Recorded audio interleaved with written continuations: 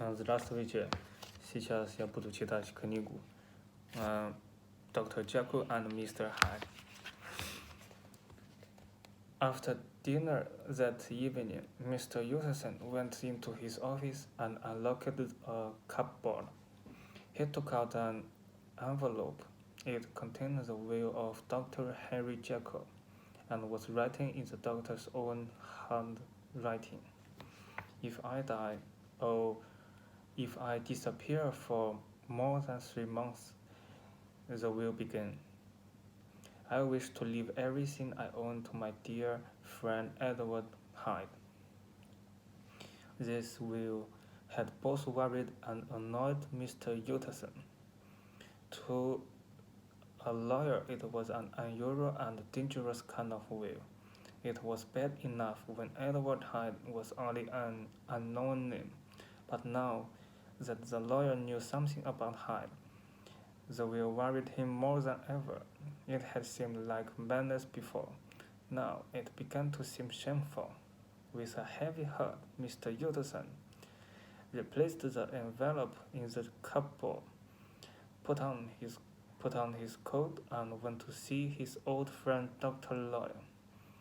Dr.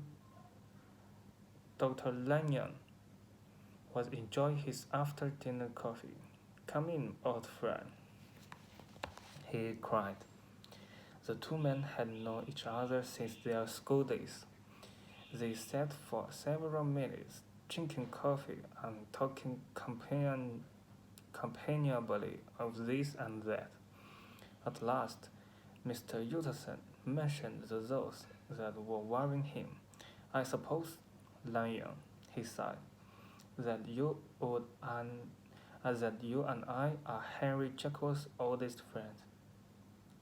"I suppose so," said Dr. Lanyon, "but I don't often see him now." "Really?" said Mr. Utterson in surprise. "I thought you and he were interested in the same thing." "We were at one time," said Dr. Lanyon, "but more than 10 years ago Henry Jekyll became too imaginative for me. He developed some strange, wild and scientific ideas. I told him so, and I've seen very little of him since then." Mr. Utterson looked at his friend's red, angry face. "Only a disagreement about some scientific question," he thought. "It's nothing worse than that." Calmly he continued, "Did you ever meet a friend of Jekyll's, a man called Hyde?" "Hyde?" repeated Lanyon. "No, never." Soon the lawyer said good night and went home to bed, where he lay awake for a long time thinking about Enfield's description of Hyde and Dr. Jekyll's will. When at last he fell asleep, he was troubled by dreams. In his mind's eye, he saw a faceless man-machine over the child's body. Then he saw his old friend Jekyll in bed, while the same faceless figure stood over him. The facelessness of that figure worried him deeply. "Very well, Mr. Hyde," said the lawyer to himself. "I will find you, and I will see your face for myself." During the next few weeks, Mr. Utterson spent many hours in the narrow street where Enfield had seen Hyde. He waited patiently near the mystery store, hoping for a sight of Mr. Hyde, and one dry, clear winter night he was successful. The street was empty and silent, and small sounds carried a long way. The lawyer heard footsteps. He stepped back into the shadows and waited.